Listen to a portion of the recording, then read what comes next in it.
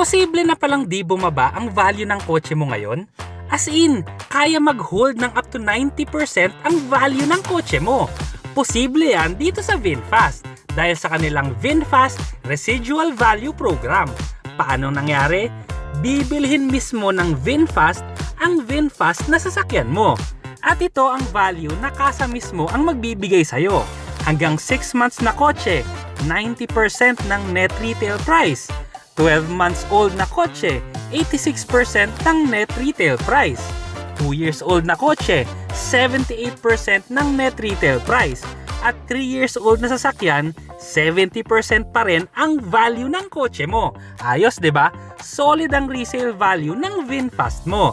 Basta alagaan mo lang ha, kasi dapat in good working condition pa rin. At best of all, kasama dito kahit cash or financed vehicles.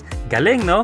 For more details, punta ka na lang sa pinakamalapit na VinFast sa'yo. See ya!